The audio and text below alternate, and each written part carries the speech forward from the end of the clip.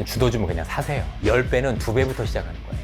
좀 더 심도 있게 시장이나 주도주를 고르는 방법들에 대해서 제가 또 말씀을 드릴까 합니다. 자료는 이미 다 준비되어 있습니다.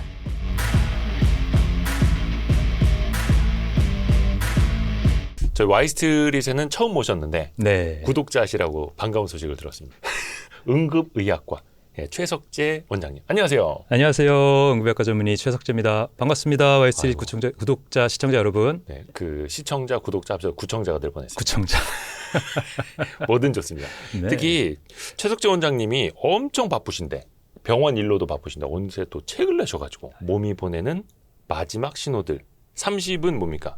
아, 네. 30개 30개 장으로 이루어진 책이어가지고 네, 항목들을 나눠서 30이라고 적었습니다. 제가 적은 거 아닙니다. 출판사에 적은 겁니다. 그렇죠. 대부분 출판사가 정합니다. 근데 마지막 신호들 네. 뭔지 확 이게 와닿습니다. 이거 놓치면 큰일 나는 거 아닙니까? 정말 응급실에서 환자분들 보다 보면 네. 아, 이제 이런 거는 좀 알고 자기 건강 지키셨으면 이런 일 없었을 텐데 하는 게 굉장히 많거든요. 특히 이제 심혈관, 뇌혈관 질환 같은 경우는 아, 자기 건강 관리를 잘 하셨으면 80%는 예방이 가능하다는 게 우리 혈관 질환인데 네네네. 그런 것들을 모르셔가지고 그냥 30대 때는 20대, 30대는 사실 건강 중요한지 잘 모르잖아요. 네네네.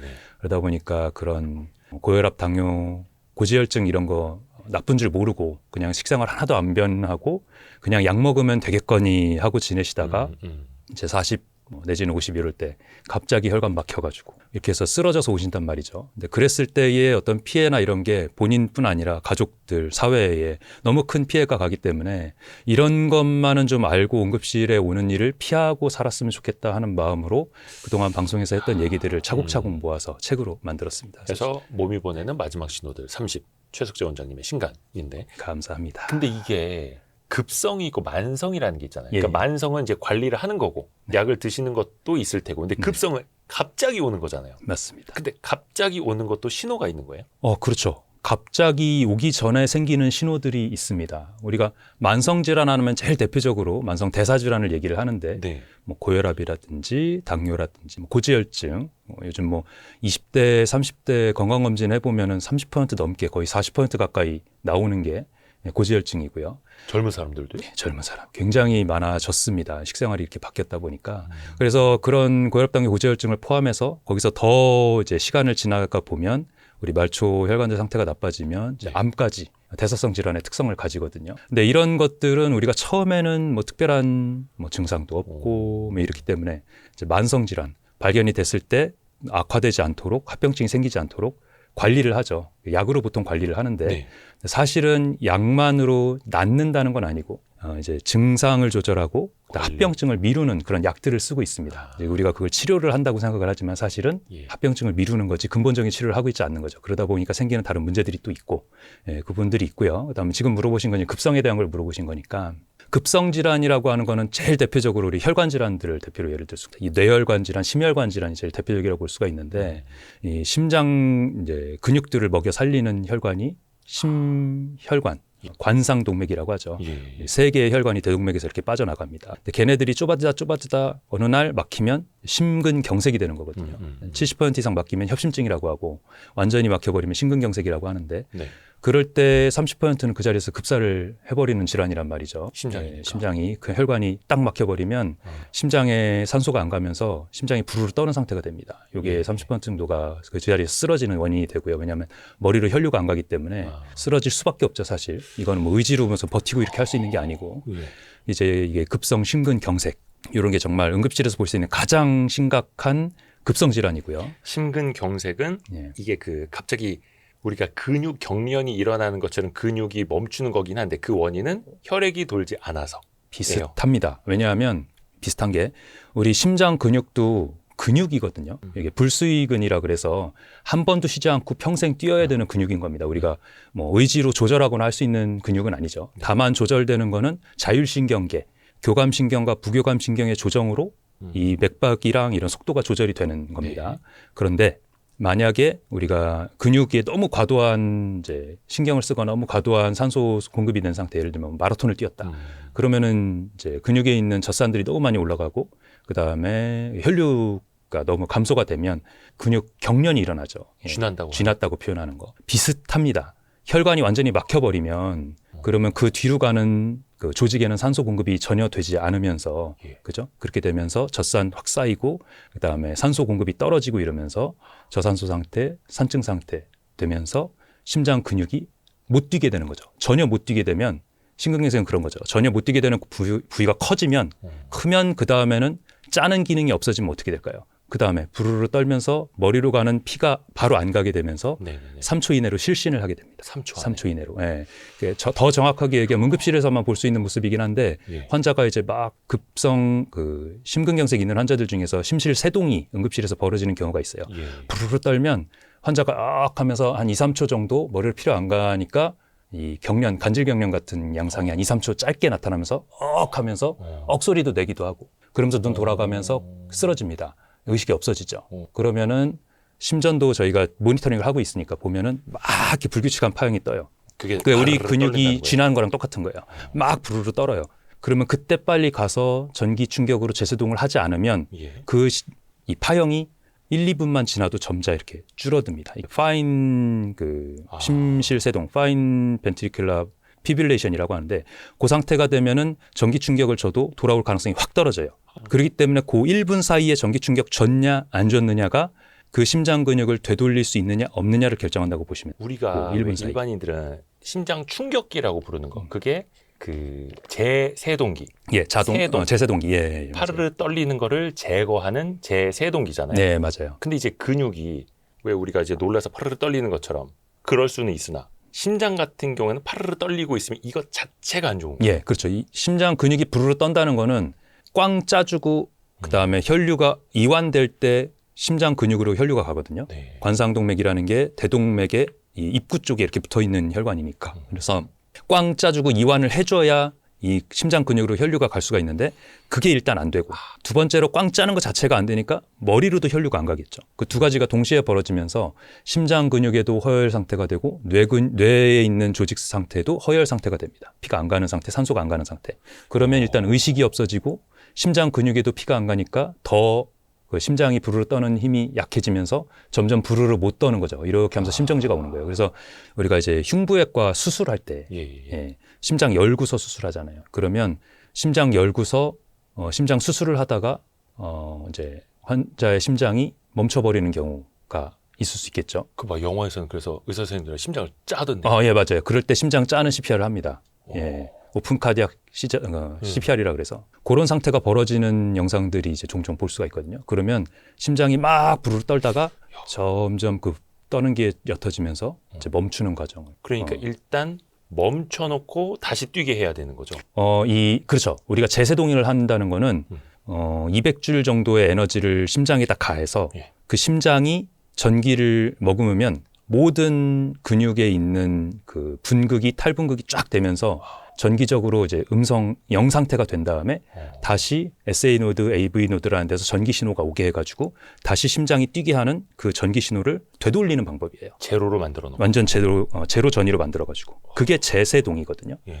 그런데 그 과정을 1분 이내에 안 하면 심장 근육은 돌아올 수 없는 길을 건너는 거예요. 못 뛰니까.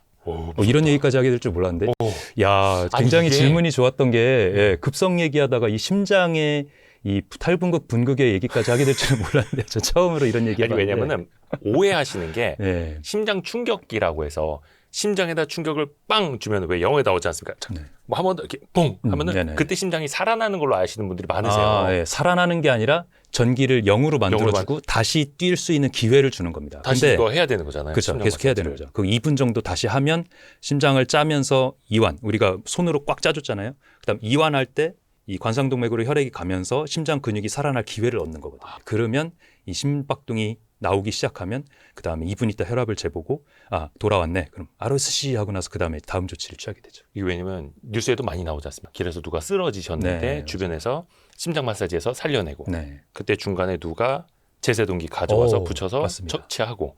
예, 그 과정 아시네요. 그래서 자동 제세동기를 최대한 빨리 갖다 달라고 어느 한 분한테 지정을 해서 말씀을 드리라고 하는 이유가 그래서 그렇습니다. 그냥 바깥에서 심장 압박만 해서는 전기적인 그 흥분 상태, 제거할 수 없으니까. 세동 상태를 해결할 수 없기 때문에 그렇습니다. 그래서 자동 제세동기를 붙여가지고 전기적 탈분극을 일으키면 다시 뛸 수 있는 기회가 생기니까 돌아올 가능성이 확 올라가게 되죠. 아니 근데 이게 일단은 쓰러졌을 때 지하철역에서 쓰러지면 그래도 지하철역엔 대부분 있더라고요. 제세동기가. 그렇죠. 그래서 가져와서 붙여서 할 수가 있는데 제세동기가 없는 데서 만약에 쓰러졌어. 그 심장 마사지 막 하고는 있어. 그러면은 심장 밑에 계속 파르르 떨리고는 있어. 그러면 맞아요. 이때는 떨리고 어떻게 되는 있으면서 거예요? 우리가 압박을 하는 거고요. 그러면서 119 신고할 때 여기 사람 쓰러졌는데 제세동기도 같이 필요하다. 내지는 119에서 이제 항상 그건 기본일 올 때 테니까. 같이 가져오시니까 그렇게 하면서 119 도착할 때까지 기다리는 수밖에 없는데 아무데도 없으면. 근데 119 대원들이 빨리 도착해봐야 3분에서 5분은 최소한 그죠, 걸리잖아요. 걸리죠. 또 지역에 따라서 지방 같은 데 10분씩 걸리는 경우도 있고. 그럼 사실은 그때쯤 되면 우리가 환자가 쓰러지고 나서 1분에 한 10% 정도씩 사망률이 높아진다고 되어 있거든요. 그래서 10분이 지나면 사실은 아무리 압박을 잘해서 고품질 CPR을 해도 돌아올 가능성이 극히 적어지게 됩니다. 그래서 우리가 일반적으로 30분간 CPR을 해보고 반응이 없으면 뇌로 가는 혈류가 너무 많이 이제 안 간 시간이 길기 때문에 이제는 심장이 돌아와도 뇌가 깰 수가 없기 때문에 심폐소생술을 중지한다 이렇게 하고서 이제 30분 동안 하고서 안 되면 중지를 하게 되는데 이 현장에서 CPR 그러니까 쓰러진 것부터 초기 10분이 굉장히 중요한 시간이에요. 특히 1분 이내에 자동 제세용기를 어플라이했을 때 심실 세동으로 쓰러진 분이라면 아하. 돌아올 가능성이 굉장히 높습니다. 90%에 가까운 거죠. 그래서 응급실에서 만약에 심근경색인 환자가 막 심장이 부르르 떠는 팔을 보면서 빨리 가가지고 CPR 하면서 한 분이 심폐소생술하고 한 분이 부지런히 준비하고 젤리 짜가지고 이렇게 하면 한 10초 이내로 할 수가 있거든요. 그러면 꽝 하는 순간 환자가 으악 하고 깨어난 다음에 이렇게 마스크 치우라고 이렇게 하는 거를 직접 경험을 하기도 합니다. 바로 의식이 깨는 거죠. 머리로 피가 가니까. 이거 이건 주변에 응급의학과 의사만 경험하는 일일 거예요. 왜냐하면 응급실에서 심근경색 때문에 시술 대기하고 있다가 환자가 넘어갈 때 그때만 벌어지는 거의 그런 일이기 때문에. 좋은 일 하십니다, 원장님. 근데 이게 쓰러졌는데 주변에 제세동기가 있다 없다 이거는 정말 천운이네요. 맞아요. 있는 네, 것만 제세동기가 바로 옆에 있는 그런 큰 건물이나 요즘은 지하철역 아니고 뭐 대형 건물 1층에도 다 있고 또 아파트 단지에도 거의 하나씩 있거든요. 노인정에 있거나 왜냐하면 노인들이 관리사무소. 쓸 때 많이 쓰이니까 노인정에 있거나 아니면 제일 중앙 관리 사무실에 있는 경우가 많아요. 그래서 이것도 가르쳐 드릴까? 우리 앱 중에 이젠이라고 네네네네네. 응급의료 상황을 알려주는 그런 앱이 있습니다. 이젠. 이젠이라고. 예. 그다음 /GEN. 음. 요 앱에 들어가 보면 우리 동네에 자동 제세동기가 어디 설치되어 있는지 지도로 알 수 있는 게 있어요. 그래서 그거를 내 지도에 맞게 보고 내 아파트에는 어디 있구나. 그다음 내가 자주 가는 역이나 내가 자주 가는 건물에는 어디 있구나를 알아두면 갑자기 유사시에 거기 자동 제세동기 있으니까 빨리 거기서 가져주세요라고 얘기할 수 있으면 훨씬 더 내 가족을 살릴 확률도 올라가고 내 친구를 살릴 확률도 올라갑니다. 이거는 좋죠. 생각을 못 하고 있었네요. 심장 제세동기가 어디에 있는지 우리 동네에서 네, 알아둘 필요가 있어요. 꼭 알아둬야겠네. 왜냐면 이게 사람이 당황하면 그렇지 않습니까? 왜? 맞습니다. 119가 몇 번이지? 이런 예, 맞아요. 그런 일이 생기죠. 사람이 네. 그럴 수 있다라는 거예요. 그래서 미리 또 우리가 준비를 해놔야 된다라는 맞습니다. 거고. 근데 이게 심장에 문제가 생기는 것도 어떤 순서라는 게 있습니까? 갑자기 한순간에 빵 하고 오는 건지. 일단 심장의 문제라고 하면 굉장히 넓은 문제기는 네, 해요. 우리가 심장에 문제가 생기는 게 뭐 부정맥, 뭐 아니면은 심장 혈관 질환, 뭐 심부전이라든지 이런 것 질환들을 다 얘기하는 거기 때문에 그리고 심장 밸브 질환도 있고 뭐 이런 여러 가지 질환들이 있어요. 밸브, 뭐 마이트랄 밸브, 뭐 프롤랩스라든지 뭐 이런 것들, 아ortic 스테노시스 이런 것들 여러 가지 질환들이 있기 때문에 네. 심장내과에서 보는 여러 질환들을 다 얘기하면은 뭐 그것마다 각각의 초기 증상들 이런 거 다 여기서 얘기할 수는 없지만 이제 제가 제일 많이 말씀드리는 급성 심근경색 우리가 쓰러졌을 때 제일 문제가 되는 거, 예. 뭐 숨 차거나 뭐 이런 것도 없이 그냥 흉통이 있으면서 그 자리에서 쓰러질 수 있는 위험한 질환 이거에 대해서 제일 먼저 설명을 드리면 급성 심근경색 전에 심장 혈관이 점점 좁아지는 상황에서는 그러면 협심증이라는 상황이 먼저 일어납니다. 협심증. 네. 협심증이라는 거는 심장 혈관이 70% 정도 좁아졌을 때 나타나는 상태이고 이 상태에서는 심장 혈관으로 뭔가 운동을 할 때 뭐 계단을 오른다든지 뭐 추운 환경에 갑자기 갔다든지 이랬을 때 심장 혈관이 확 수축을 하면서 그 뒤로 가는 혈류가 확 줄어들겠죠. 예. 그러면 이 흉통이 나타나는 내지는 호흡곤란이 나타나는 그런 증상을 협심증이라고 합니다. 보통은 1분 정도 이내에서 나타났다가 사라지는 게 특징이고요. 예. 그다음에 쉬거나 뭔가 안정된 상태에서는 다시 돌아오면서 편해집니다. 보통은 흉통의 양상은 뭐 앞가슴이 이제 쪼이듯이라고 하는 사람도 있고 뭐 고춧가루 뿌린 것 같다고 하는 사람도 있고 답답하다고 하는 사람도 있고 이런 통증이 1분 이내로 생겼다 사라지는 거. 가슴에 고춧가루를 뿌린 것 같다고요? 네네. 그런 표현을 하시는 분들도 있어요. 연세 드시면. 그랬을 때 요거를 우습게 보지 마시고 뭐 운동하다가 쉬면 보통 좋아지더라 하고 그냥 두시면 이게 이제 위험한 상태로 갈 때까지 두는 상태인 거죠. 그래서 이런 상태일 때 빨리 심장내과 진료를 받으시고 내가 협심증이 있는지를 빨리 보시고 만약에 진짜 혈관이 70% 이상 좁아진 데가 확인된다면 우리가 이거 치료하는 방법이 명확하게 있는 그런 질환이 있거든요. 그래서 다리 타고 혈관 들어가서 이제 거기다 조영술 하고 혈관 좁아져 있으면 그거를 이제 벌려주는 스텐트를 삽입을 하는 거죠. 다리에서부터 올라가요? 예, 다리에서부터 보통 올라가거나 아니면 요즘은 기술이 더 좋아져서 손목에서 들어가기도 합니다. 그래서 오른쪽 손목으로 들어가는 경우가 제일 많은데 이렇게 손목으로 들어가가지고 혈관 막힌 데를 조영술로 해서 쏴서 보고 거기가 좁아졌구나 하면 거기를 발로닝 풍선으로 이렇게 벌려줘요. 이렇게 해서 넓혀준 다음에 넓혀진 게 다시 좁아지지 않도록 이렇게 스프링같이 생긴 스텐트를 넣어가지고 스텐트.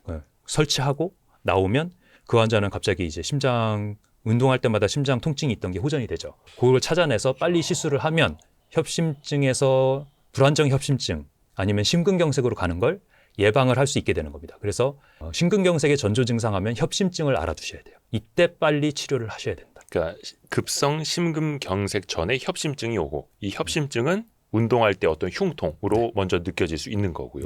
이런 협심증도 있고 비슷한 양상으로 이제 변이 협심증이라는 게 또 있는데 요거는 뭔가 내 혈관의 스트레스 상황이나 아니면 담배를 태우거나 아니면 체온, 날씨 변화, 뭐 추운 환경, 새벽에 이럴 때만 흉통이 생기는데 심장 시술을 들어가 보면 혈관이 깨끗한 경우 이런 경우 이제 변이 협심증이라고 하거든요.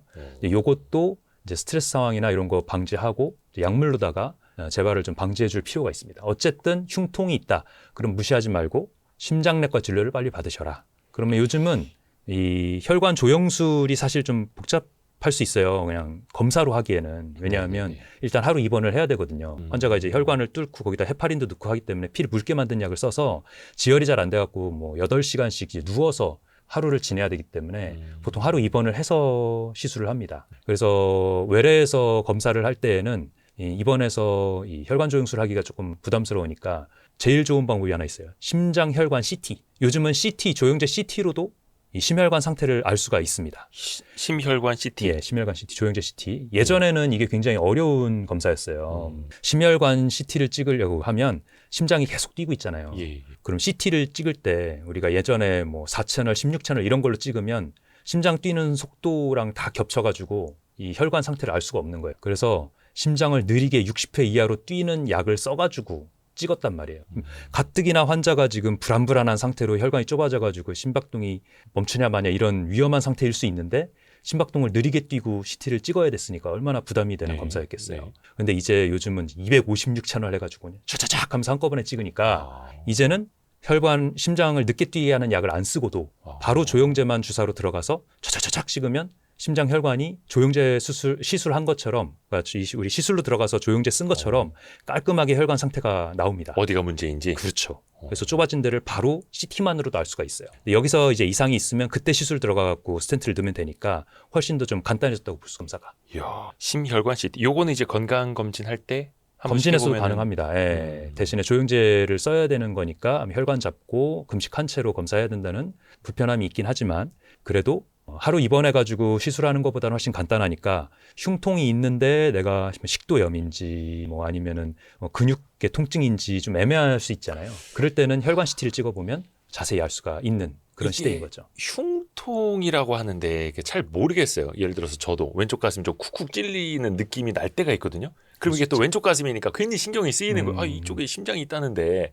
그래서 검진 받을 때나 해보면은 뭐 심전 돌아 문제는 없대요. 아, 심전도 문제. 왠지 신경을 쓰여요. 그런 거 많이 좀 사람들이 물어보지 않습니까? 왼쪽 심장 누가 쿡쿡 찌르는 것 같다. 네네. 이런 건 왜 생기는 거예요? 이게 뭐 나쁜 신호는 아닐까요? 자, 일단은 왼쪽 흉통이 생길 수 있는 질환들을 먼저 감별 진단이라고 해서 좀 알아봐야 되는데 일단 협심증 당연히 들어가야 되겠죠. 예, 콕콕 찌르는 거. 근데 그거 말고도 우리가 뭐 푸시업이라든지 뭐 벤치프레스라든지 뭐 이런 팔 근육을 쓰는 운동 같은 거 할 수가 있잖아요. 그런 걸 좀 많이 하게 되면 대흉근, 소흉근의 통증이 올 수가 있어요. 그러면은 그럴 때는 이 근육을 직접 눌러봤을 때 압통, 눌렀을 때 통증이 나타날 수가 있고요. 그다음 그 뼈랑 닿는 부분, 그런 부분에서 통증이 더 저명한 경우가 있습니다. 이럴 때는 근육의 문제일 가능성이 좀 더 높아지는 거고, 그다음 또 한 가지 아셔야 될 거는 왼쪽에 심장이 있다고 왼쪽만 아프진 않습니다. 통계로 보면 왼쪽이랑 오른쪽이랑 거의 반반으로 나오거든요. 왜냐하면 심장이 문제 오른쪽에도 있을 때? 심혈관이 있기 때문에 아. 그래서 오른쪽 심혈관에서 이제 좁아지면 또 협심증이 오른쪽으로 올 수도 있고 그렇기 때문에 왼쪽 가슴이 아프면 협심증이고 오른쪽이면 아니다라고 생각하는 거는 위험할 수 있어요. 흉통이면 다 일단은 협심증 생각을 해야 됩니다. 혈관이니까. 네, 양쪽 다 혈관이 다 있으니까. 오. 그다음 세 번째는 심장의 통증일 경우에는 이제 다른 증상들이 동반이 되는 경우가 있어요. 그것도 좀 알고 계셔야 되는데 네네. 일단은 턱이나 왼쪽 팔 안쪽으로 방사통이라는 게 생기는 경우가 있어요. 방사통? 방사통이 뭐냐면 연관통이라고도 하고 방사통이라고도 하는데 같은 신경을 공유하는 통증이 나타나는 그런 착각을 일으키는 겁니다. 예를 들면 이런 경우 있어요. 우리 처음에 흉통으로 온 게 아니라 턱의 통증 내지는 치아 통증으로 치과를 갔다가 응? 치과 선생님이 이 환자 치아에 전혀 문제가 없다. 뭔가 이상한 것 같으니 응급실로 내려가봐라 해서 내려왔는데 심근경색이 진단되는 경우가 있거든요. 치통인 줄 알고 치과 갔는데 치통인 줄 알고 갔는데 이게 왜 그러냐면 연관통으로 턱이나 이 잇몸에 통증일 때 환자는 이제 당연히 치아의 문제라고 생각하고 치과를 먼저 간 경우죠. 근데 뭐 과거력이나 그다음에 고위험군들 살펴보면 요소들이 다 있고 그다음에 연관통으로 내지는 또 당뇨가 있거나 연세가 많으시면 흉통을 잘 못 느끼시는 분들이 있어요. 말초 신경 손상으로 인해서. 그러면 엉뚱하게 다른 증상으로 오는 거죠. 팔, 어깨 아프다 그래가지고 정형외과 갔다가 정형외과적으로 전혀 문제가 없는데 이 환자 뭔가 다른 거 있을 수 있다 해가지고 아니면 입원하면서 검사를 한 심전도에서 이상이 있어갖고 급히 뭐 시술 들어가기도 하고 이런 일들이 생깁니다. 그래서 이 연관통도 잘 여러분이 신경을 쓰셔야 돼요. 뭐 호흡곤란이 있다든지 턱으로 아프다든지 왼쪽 팔로 아프다든지 등으로 아프다든지 이런 것들도 심혈관 질환 내지는 대동맥 박리라는 이런 질환들이 숨어 있을 가능성이 있다. 그래서 그런 거 있으면은 심장내과도 먼저 보셔야 된다. 그래서 응급실에서는 아무리 소화기계 증상, 식도염이라든지 위염, 유궤양 증상인 것 같아도 환자가 고위험군인 경우에 고위험군이라는 거는 고혈압, 당뇨, 고지혈증 일단 있거나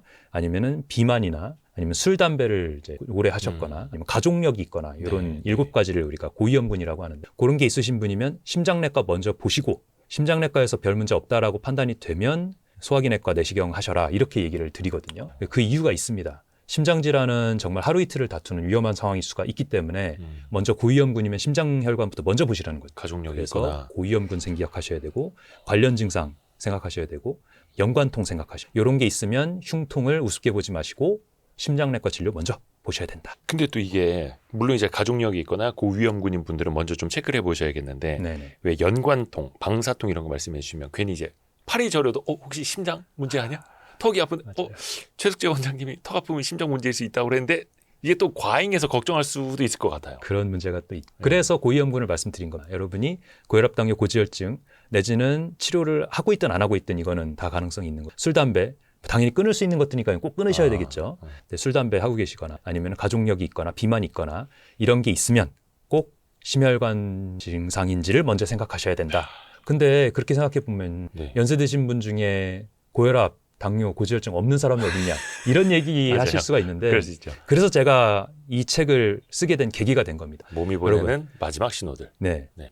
고혈압, 당뇨, 고지혈증이 있는 게 정상이 아니에요. 치료를 하고 계시다고 착각하실 수 있는데 약을 먹고 있는 게 정상이 아닙니다. 내 몸의 말초 끝에 있는 혈관들, 우리 지구를 2바퀴 반을 돌 정도의 길이로 되어 있다는 우리 한 몸에만 혈관. 그런 아주 말초의 미세 혈관들은 우리가 고혈압약을 먹고 있어도 당뇨약을 쓰고 있어도 서서히 망가지고 있는 거기 때문에 근본적인 치료, 약을 당연히 써야 됩니다만 근본적인 치료, 식생활, 생활습관 개선을 해서 약을 안 먹을 수 있는 상태까지 되돌리는 상태를 목적으로 하셔야 그런 고위험군, 혈관 고위험군에서 멀어질 수 있다는 얘기를 드리고 싶어서 그래서 그 마음으로 쓴 책인 겁니다. 평소에 관리를 또 잘 하셔야 된다라는 그렇습니다. 몸이 보내는 마지막 신호들 30이라는 거고요.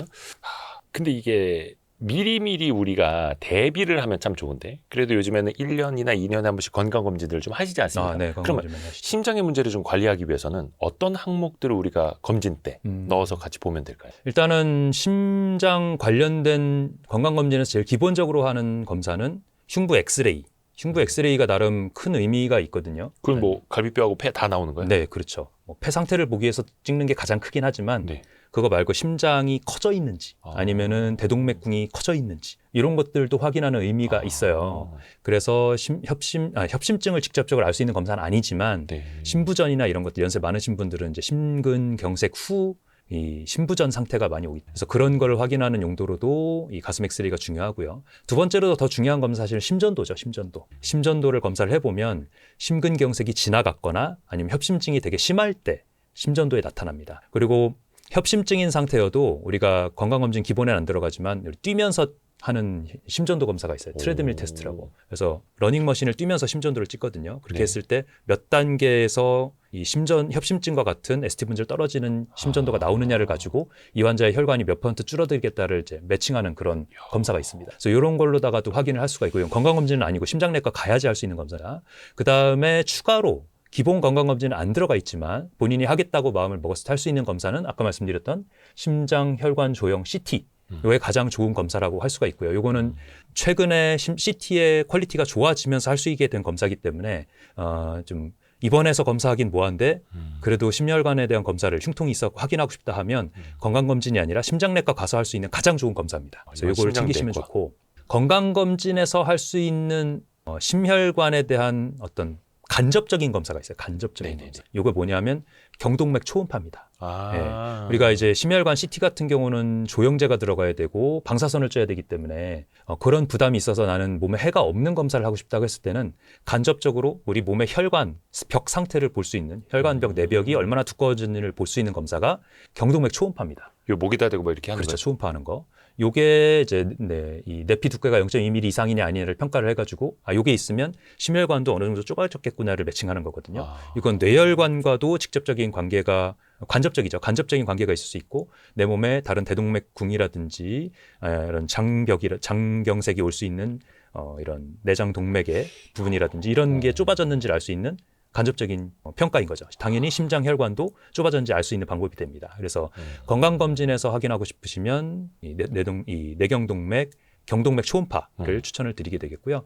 또 한 가지 검사는 이제 심장 초음파도 방사선 안 쬐고 할 수 있는 부가적인 방법인데 심장 초음파는 심장 혈관을 직접 보는 검사는 아니에요. 예. 요거는 밸브라든지 심부전이라든지 심장 주위에 염증이라든지 물이 차 있는지 이런 걸 보는 검사이기 때문에 간접적인 검사이긴 합니다. 맞네요. 네. 그러니까 사실 저도 경동맥 초음파, 그다음에 뭐 심전도 검사 이런 거는 건강 검진할 때 해봤는데 네. 정확히 뭔지는 모르고 했었거든요. 뭔가 검사는 해봐야 될 것 같고 역시 알아야 됩니다. 네, 알아야 됩니다. 그리고 또 이게 심장이 근육 아닙니까? 근육 덩어리? 그러면 뭔가 우리가 근육 운동을 많이 하면 근육이 튼튼해지는 것처럼 심장이 막 팡팡팡팡 뛰게 뭐 분당 막 180배 이렇게 뛰게 막 격렬한 운동하고 하면 네네. 심장이 정말 막 튼튼해집니까 얘도? 맞습니다. 심장 근육도 튼튼해질 수 있습니다. 오. 예. 우리가 운동을 많이 하신 그 선수들 레벨까지 가면 예. 심전도 찍어보면 심장이 너무 느리게 뛰어가지고 예. 이거는 브라디카디아 우리 서맥이다라고 이렇게 판독이 나오거든요. 그게 왜 그러냐면 1분당 한 몇 회 정도면 1분당 이제 60회 이하가 이제 일반적인 서맥이고 40회까지 떨어지는 경우도 있어요. 우리가 보통 40회 이하면 병적 서맥이라고 하는데 막 마라톤 하신 분이나 아니면 이제 그런 꾸준한 유산소 운동을 많이 하시는 운동선수들, 뭐 수영 선수나 이런 분들 보면 평소에 심장 박출량이 굉장히 훈련을 통해서 늘어났기 때문에 그래서 심박동이 평소에는 느리게 뛰어도 우리 조직의 혈류가 충분히 가게 되는 상황인 거죠. 그렇게 되면은 60회 이하는 흔하고 40회까지도 나오는 경우 드물게 있거든요. 그래서 이럴 때는 이제 환자의 어떤 평소 생활이나 운동량 같은 걸 감안해서 이거는 병적인 서맥은 아니겠구나 이렇게 추정을 할 수가 있어요. 그런 것에서 보듯이 운동을 꾸준히 한 사람은 기본 맥박이 낮아집니다. 1회 심박 출량이 크니까. 그런 걸 보면 우리가 운동을 꾸준히 했을 때 심박 출량이 늘어난다는 것을 간접적으로 알 수가 있죠. 그래서 우리가 운동을 할 때 운동량을 계산하는 방법 중에 본인의 최대 심박동 숫자를 이용을 해서 계산하는 방법이 있거든요. 네네네. 보통 계산하는 방법이 220에서 내 나이를 뺀 숫자를 기준으로 하는데 220에서 내 네. 나이. 우리 나이면은 이제 45를 빼면 네, 되니까 한 180 정도 되네. 180에서 네. 185 정도. 네. 그 정도 숫자를 이제 그 정도 숫자를 나오는 게 나와야 최대치고 이걸 최대. 넘기면 안 되는 거고 그다음에 내가 여기서 한 70% 60에서 70% 정도의 숫자부터 운동량을 서서히 늘려라라고 되어 있습니다. 그러니까 처음부터 최대 심박 숫자가 나오게 하면 위험하고요. 아하. 예, 그걸 넘기면 위험한 상황이 되는 거니까. 서서히. 그래서 120 정도에서 운동량이 그 정도치가 나오게 운동을 하다가 내가 어느 정도 숙련이 되면 뭐 일주일 단위로 10회씩 올리는 식으로 해서 150회, 160회를 목표로 하는 거죠. 그렇게 운동을 하는 방법이 있어요. 저는 이거 뭡니까? 러닝머신 달리면 네. 180회가 넘던데요. 180회가 계속, 그러니까 운동을 안 하셨던 분이 180회가 바로 나오면 네. 그건 위험할 수가 있습니다.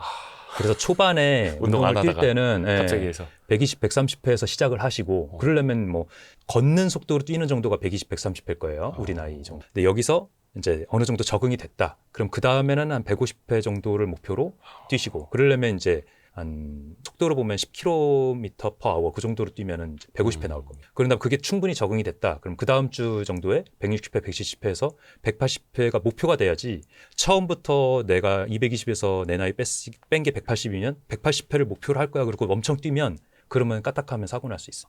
그래서 이게 많이 마라톤 나온다고 하시는 좋은 게 아니구나. 네, 너무 욕심내시면 안 됩니다. 운동량은 서서히 올려야 됩니다. 그래서 마라톤 하시는 분들 평소에 운동 훈련이 양이 적다가 마라톤 날 나가갖고 너무 무리하시면 사고 나거든요. 마라톤 선수들도. 선수들도 그럴 수 있습니다. 근데 뭐 선수들이 응급실에 오신 거는 못 봤고 제가 경험한 건 이제 사회인 운동 하셔서 평소에 훈련 어느 정도 하신다고 했는데 그 양이 이제 부족했는데 마라톤 날 이제 무리를 하신 거죠. 아, 나 오늘 뛰는 날이야. 맘 먹고 한번 속도 내보겠어 하니까 자기 최대 심박동 수를 넘어간 거죠. 그런 거를 좀 조심하셔야 됩니다. 최대 심박동 수까지도 본인 건 또 알고 있어야 되는 거고. 예, 알고서 조절하시는데 요즘은 심박동 수를 그냥 감으로 하는 게 아니라 이제 요즘 와치가 있어가지고 저도 그래서 보면서 샀어요 하시잖아요. 이거. 네. 네, 불안해가지고. 그런 분들이 많으니까 요 박동 숫자를 보면서 아 내가 지금 너무 빨리 뛰고 있구나 조금 조절해야 돼 이런 거를 좀 맞추시면 좀 안전하게 뛰실 수가 있겠죠. 무식하게 내달리는 게 아니라 이거 배웠습니다. 역시 최석재 원장님을 만나야 됩니다. 몸이 보내는 마지막 신호들 이 책 내용을 바탕으로 우리가 이야기를 하고 있고요. 신간입니다. 더 자세한 건 사서 보세요. 감사합니다. 저는 이제 진짜 궁금한 게 네. 췌장. 췌장 스티브 잡스가 췌장암으로 맞습니다. 사망을 했잖아요. 네. 근데 이게 췌장암은 거의 말기까지 알 수가 없다라는 통념? 이게 과학적인 사실입니까? 네, 안타깝게도 췌장암 하면 지금도 우리가 암 생존율이 몇 프로 정도 되지? 전체 암의 전체 암 생존율? 생존율. 그래도 이제 많이 올라가지 않았을까요? 지금 2023년도 기준으로 하면 70%가 살짝 넘습니다. 와. 예, 이제 우리가 암 걸렸다고 하면 암은 죽는 질환이야, 나는 망했어 이렇게 생각하시는 시기는 이제 좀 지났어요. 예, 우리가 암 생존율이라고 하는 게 5년 생존율을 보통 따지거든요. 네네. 5년 뒤에 평가했을 때 이 환자가 살아있을 확률이 70%를 살짝 넘기는 수준까지 그렇게 우리 암 치료 성적이 좋아졌습니다. 원체 또 초기에 발견하니까. 그렇죠. 발견이 빠른 요소도 있고, 네. 그다음에 항암 방사선 수술의 이런 어떤 능력이 좋아진 부분도 있고, 그렇기 때문에 암의 생존율이 이렇게 높아졌는데 안타깝게도 췌장암. 췌장암은 아직도 13%에서 15% 밖에 안 됩니다. 생존율이요. 생존율. 5년 생존율이. 5년 생존율이. 예, 이렇게 차이가 나는 이유가 뭐냐? 이 췌장의 위치를 생각해 보면 췌장암이 왜 이렇게 발견이 늦고 결과가 안 좋은지를 알 수가 있는데요. 어디 막 숨어 있어요?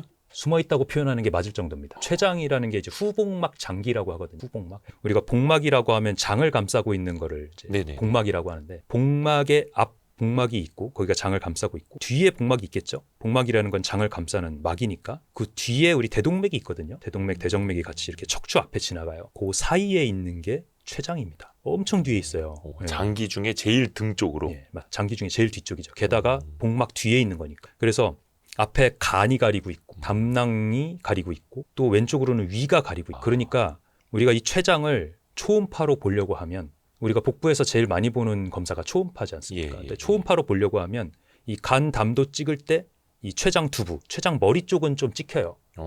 근데 그 뒤쪽은 아예 안 찍힙니다. 왜냐하면 위에 있는 가스가 있기 때문에 위에 있는 가스, 소장에 있는 가스 때문에 가리거든요. 그렇기 때문에 보기가 굉장히 어려워요. 게다가 그러면은 이 췌장을 볼 수 있는 방법이 뭐냐? CT거든요. 복부 CT. 조영제 CT를 찍어야 그나마 보입니다. 우리 건강검진에서 하는 비조형 CT로는 췌장에는 혹이 있어도 하나도 안 보이고요. 복부 CT 조형으로. 네. 간 같은 경우는 조용한 장기로 대표되는 간 같은 경우는 물혹이 있으면 비조형 CT에서도 물혹이 보입니다. 그래서 조영제 안 써도 간암이나 이런 게 있으면 허여물게하게나마 보여요. 전이가 됐을 때에도 약간 음영이 보입니다. 그런데 췌장은 암이 있을 때랑 없을 때랑 췌장 색깔이 똑같아요. 그래서 조영제 CT를 찍어야 그나마 조금 보입니다. 그 정도로 감별이 굉장히 어려운 장기예요. 그래서 응급실에서도 이제 우연히 CT를 찍었는데 췌장에 무슨 혹이 발견됐다. 뭐 작은 물혹이면 다행인데 그게 아니라 암종이면 오히려 색깔이 조영제를 써도 애매한 경우가 많기 때문에 여기서 발견됐다고 해도 2기 이상, 3기, 4기인 경우가 대부분이 되는 거죠. 그래서 췌장이 어려운 겁니다. 아니, 그러니까 뭐 췌장 앞에 있는 다른 장기들한테 뭐 잠깐 비키라고 할 수도 없는 그럴 수도 거고. 없고요. 예. 그럼 현대 의학으로 이거를 발견하는 것 자체가 되게 희소할 수밖에 없는 거고. 그래서 그렇습니다. 그러면 췌장은 뭔가 어떤 신호를 보냅니까? 마지막 신호. 췌장이 증상을 잘 보내면 그나마 또 증상이 있는 거에 따라서 적극적으로 CT를 찍든지 검사를 할 텐데 예.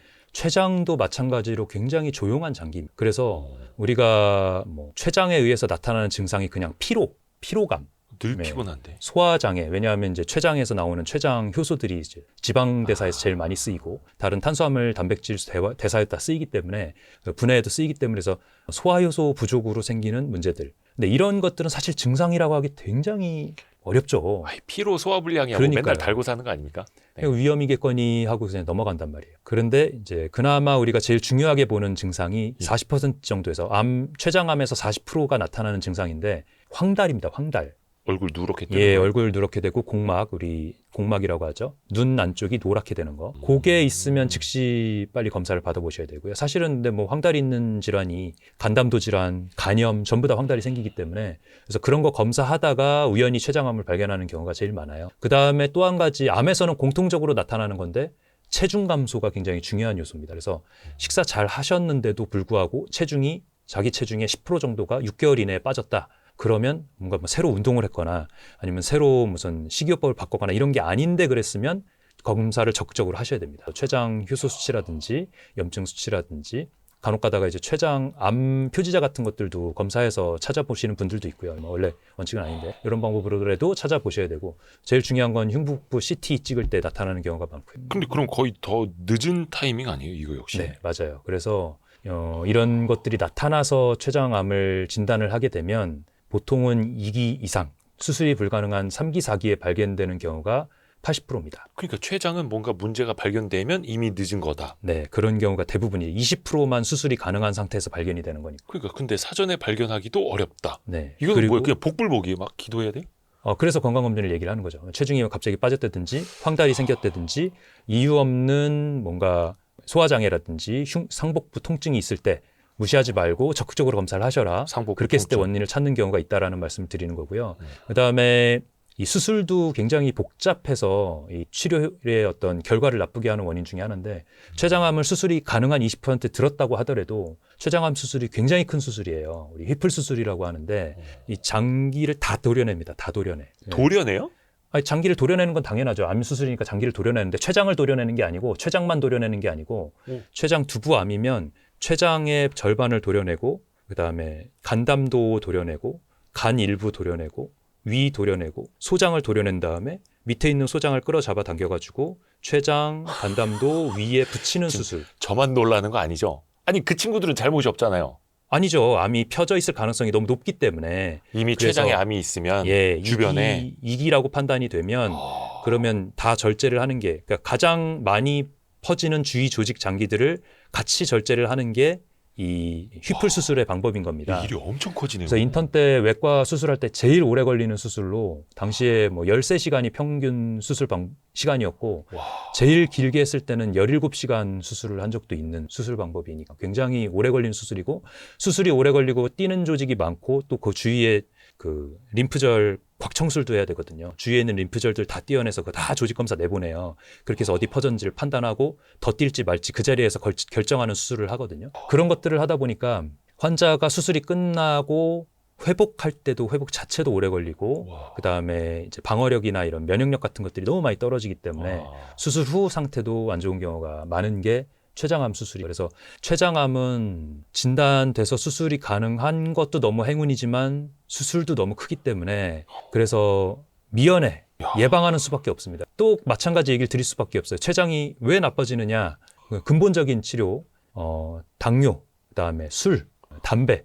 췌장암의 가장 위험 요인이 술이 아닙니다. 술이 췌장염의 가장 큰 위험 요인이거든요. 췌장염, 급성 췌장염의 가장 큰 위험 요인이어서 그래서 만성 췌장염이 됐다가 췌장암이 될 수가 있기 때문에 술이 가장 높은 위험 요인일 거라고 생각을 하는데 사실은 통계로 보면 담배가 가장 큰 위험 요인입니다. 그래서 담배를 피시는 분이고 술은 안 드셨는데 내가 췌장암 걸렸어. 그러면은 그거는 담배가 가능성이 제일 높은 거죠. 담배가 가장 큰 위험 요인입니다. 담배는 끊어야 됩니다. 끊으셔야 됩니다. 와. 그래서 췌장암의 위험 요인 중에 술, 담배를 조절할 수가 있잖아요. 그다음 사실 당뇨도 우리가 약만 먹고서 식생활을 안 바꾸고서 그냥 계속 평생 약 먹으면 우리가 당뇨의 가장 큰 이제 합병증인 눈, 실명, 이 망막병증에 의한 실명, 콩팥뼈증에 의한 투석 이런 걸 예방할 수 있으니까 약만 먹으면 그만이다 이렇게 생각하실 수가 있는데 사실은 이제 당뇨를 근본적으로 치유하시는 게 췌장암을 멀리하는 방법이기도 한 거죠. 그래서 당뇨를 우습게 보시면 안 된다. 당뇨, 술, 담배는 정말로 당뇨, 술, 담배 근본적으로 해결하셔야 된다. 이런 얘기를 드릴 수밖에 없는 거예요. 와, 이 췌장 얘기하다 보니까 제가 2020년대 들어서 가장 무서운 이야기를 들은 거예요. 이게 뭐 발견도 어렵고 치료도 어렵고 수술은 더 어렵고 그러니까 평소에 관리하는 게 훨씬 더 중요하다라는 말씀이신데 당뇨, 술, 담배 이야기해 주셨는데 혹시 췌장 관련된 것도 유전이나 가족력 영향도 큽니까? 예. 모든 암이 다 이제 유전성이 있긴 있습니다. 왜냐하면 우리가 암이라는 거를 유전 질환이라고 하기에는 이제는 암은 유전 질환보다는 대사 질환으로서의 특징이 더 크다라는 게 이제 통설이 되고 있어요. 예전에는 이제 암 하면은 뭐 당연히 유전자 때문에 내 몸이 걸릴지 말지 평생 결정돼 있는 거 아니냐. 나이 들면은 가족 중에 이제 췌장암이 있었으면 나도 췌장암 걸리는 거 아니야. 이렇게 생각했던 시절이 있었다면 네. 그거는 이제 옛날 얘기가 됐고요. 이제는 내 생활 습관이 어떠냐에 따라서 생길 수 있는 그 유전 요인을 갖고 있다고 하더라도 그 유전자의 메틸기가 붙냐 안 붙냐 후성 유전학적 변화에 따라서 이 유전자가 발현되느냐 마냐가 결정된다라고 하는 그게 이제 대사 질환으로서 특징이라고 하는 거거든요. 그런 부분이 암으로서의 특징이 훨씬 더 중요하다. 그래서 유전자에 의해서 암이 발생되는 확률은 5에서 10%이고 나머지는 생활 습관과 외부 그 요인들, 예를 들면 담도암 같은 경우에 뭐 기생충 질환들에 의한 담도암이라든지 간염, B형, C형 간염에 의한 간암이라든지 췌장 같은 경우도 당뇨에 의한 췌장암이라든지 이런 요소들 이런 것들이 일부 있고 그 외에는 우리 식생활 생활 습관이 훨씬 더 중요한 거죠. 거기에는 이제 뭐 방사선이라든지 이런 것들도 포함이 됩니다만 어쨌든 내가 내 몸을 관리를 해서 조절할 수 있는 요소가 85%에서 90%에 가깝다는 게 지금의 정설입니다. 그렇기 때문에 암을 예전에는 유전자를 우리가 검사를 다 해가지고 이 유전자 끄고 저 유전자 끄고 이렇게 조작을 할 수 있다면 암을 완전히 정복할 수 있을 거야라고 생각했던 시절이 있었어요. 네. 그래서 했던 실험이 있습니다. 그 연구가 있습니다. 그 연구가 우리 게놈 프로젝트라고 하시나요? 네. 인간 유전자 프로젝트죠. 유전자 지도. 30년 동안 6개 국가가 모두 자원과 힘을 합쳐가지고 우리 인간의 유전자를 완전히 분석을 하면 그럼 그 유전자 중에서 뭐를 자르고 띄고 하면 암이나 이런 모든 질환들을 예방할 수 있을 거라고 얘기했던 시절이 있었죠. 그런데 이미 인간 게놈 프로젝트는 다 완성이 돼가지고 이제는 100만 원만 내면 일주일 만에 혈액 뽑아가지고 우리 인간 유전자 중에서 뭐가 잘못인지 쫙 나오거든요. 이미 그런 시대입니다. 근데 암이 정복이 됐나요? 안 됐잖아요. 평소에 왜 안 습관, 됐나? 환경. 왜 안 됐나 하면 그 유전자 질환이 몇 군데 있긴 있습니다. 제일 대표적인 게 이제 뭐 브라카 유전자라 그래가지고 유방암, 난소암 이런 것들의 확률을 확 올리는 그런 유전자는 분명히 있긴 한데 그런 유전자보다 훨씬 더 중요한 부분이 그 다른 유전자들은 그 정도로 아주 100% 암에 걸려 이런 유전자가 별로 없다는 거죠. 그런 것들은 내가 어떻게 지내느냐, 어떻게 생활 습관을 하고 어떻게 먹고 사느냐에 따라서 그 유전자가 꺼질지 켜질지들이 결정이 되는 유전자들이 대부분이더라. 그래서 내가 어떤 생활 습관을 가지냐에 따라서 이 암이라는 질환은 대사질환, 고혈압, 당뇨, 고지혈증에 가까운 그런 특성을 가진다라는 게 지금의 요소입니다. 85%, 90%가 대사질환의 특징이라고 할 정도니까 그러니까 타고난 거 핑계 대지 말고 그렇죠. 관리해야 된다. 관리해야 된다. 아무리 부모님이 췌장암이나 무슨 암으로 사망을 하셨어도 걸리셨어도 같은 이유죠. 심혈관 질환, 뇌혈관 질환에 걸리셨어도 그렇게 보면 가족력이 있는 거죠. 그런데 그 가족력이라는 거의 일부가 아니라 사실은 대부분은 아버지, 어머니와 같은 생활 습관을 공유함으로써 생기는 요소인 부분이 크다라는 겁니다. 짜게 먹는 집안에서는 계속 다 짜게 먹으니까. 짜게 먹는 부모님에게서 짜게 먹는 걸 배워왔기 때문에 그러니까 나도 짜게 먹는 습관 때문에 고혈압이 온 걸 부모님으로부터 유전 받았다라고 착각하는 겁니다. 그런 부분이 훨씬 더 커요. 그래서 생활 습관을 바꾸면 그 유전자가 있다 손 하더라도 그 유전자를 끄고 살 수 있게 되는 겁니다. 이게 굉장히 그 쌍둥이 논문으로 많이 연구가 되어 있어요.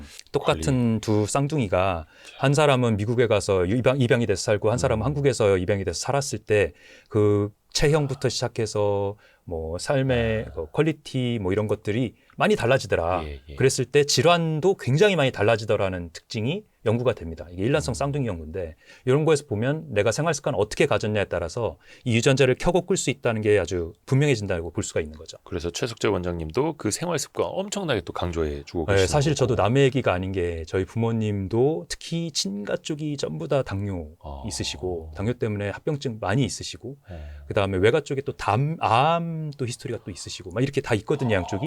그런데 저는 고혈압, 당뇨, 고지혈증에서 저도 사실은 고지혈증을 걸렸었다고 봐야죠. 약은 안 먹었지만 전공의 시절 때 제가 거의 85kg, 90kg 사이까지 갔었거든요.